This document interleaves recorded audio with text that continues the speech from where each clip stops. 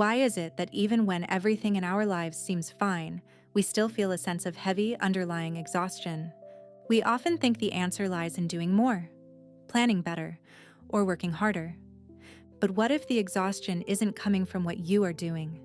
What if it's coming from the constant effort of trying to manage a world that refuses to be controlled? Today, we are exploring the wisdom of Björn Natthiko Lindeblad, detailed in his book, I May Be Wrong. Björn was a man who navigated the highest peaks and lowest valleys of the human experience. He was a corporate executive, then a forest monk for 17 years, and finally, a man who faced the terminal reality of ALS. This book is not a collection of grand theories. It is a practical map for the art of letting go. It is about finding a peace that remains intact, even when your external world is falling apart. Let's start with a fundamental question. What is the primary cause of our daily internal friction? Most of us believe stress comes from external events. A difficult colleague, a late train, or an uncertain future. But Björn suggests that our greatest exhaustion comes from our mental rigidity.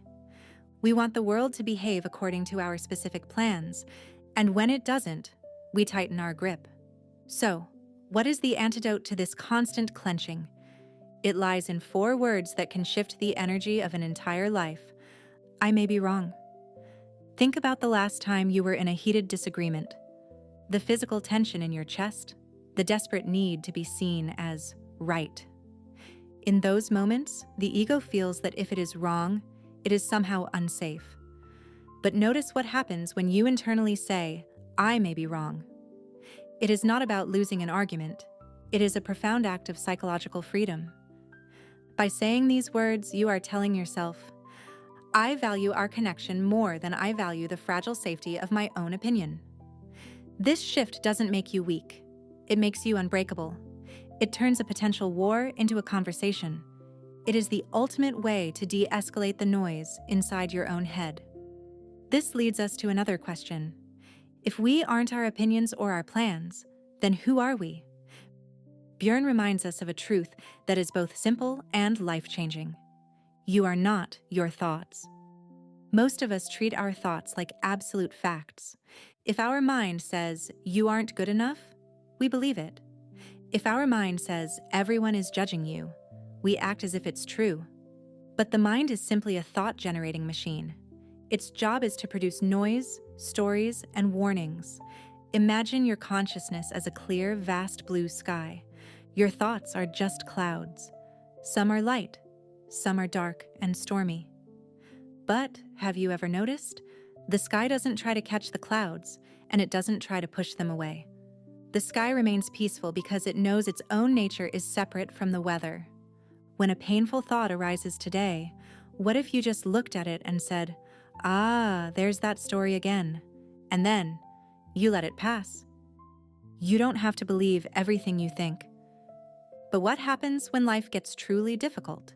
What do we do when we face real pain? Björn describes a concept called the 2 layers of suffering. The first layer is the pain itself, the loss, the heartbreak, or the illness. This pain is often inevitable. It is a part of the human contract. The second layer, however, is our judgment of that pain. It's the voice that says, this shouldn't be happening, or why can't I just get over this? Most of our mental exhaustion comes from this second layer. We are fighting a battle against reality that we can never win. Björn's wisdom is that we find peace not by removing the first layer, but by dropping the second layer. When we stop fighting the fact that we are hurting, we save the energy we need to actually heal. Peace is not the absence of trouble. It is the absence of struggle against the trouble. Perhaps the most touching part of Björn's life was his diagnosis with ALS. He was faced with the ultimate loss of control. His body was slowly shutting down. How do you find meaning in that? He compared life to a river. Most of us spend our lives swimming upstream, fighting the current to reach a destination we've planned. We are exhausted and terrified of the water. Surrender is simply turning over onto your back. It's the decision to stop fighting the unchangeable and trust that the river will carry you. By surrendering, Björn didn't give up. Instead, He freed up his energy to appreciate what was still present. He could still feel the warmth of the sun.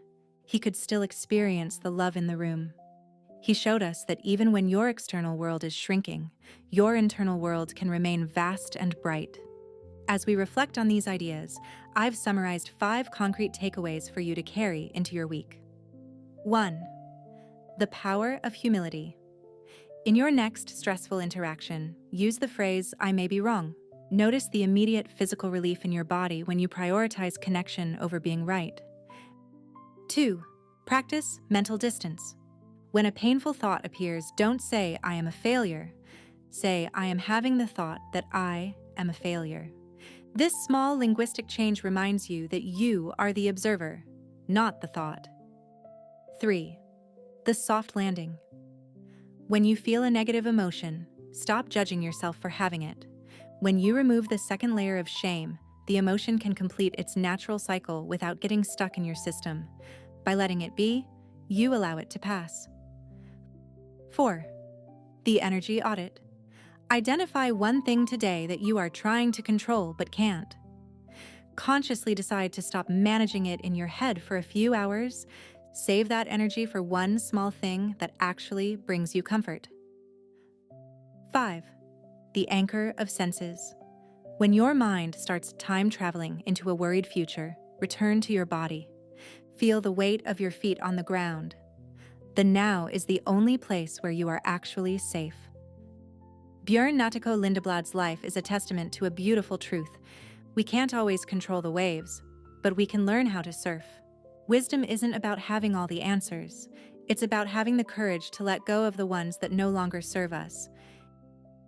If someone came to mind while listening to this, maybe send this video to them. If this message resonated with you, feel free to share your thoughts below. You're not alone in these struggles. And subscribe if you'd like more conversations like this in the Insight Lounge. Take a deep breath. Be patient with your mind. And remember, peace isn't something you find after you've fixed your entire life. It is the quiet space that emerges the moment you finally put down the heavy bags you've been carrying. You are enough, right here, in the middle of it all. Goodbye for now.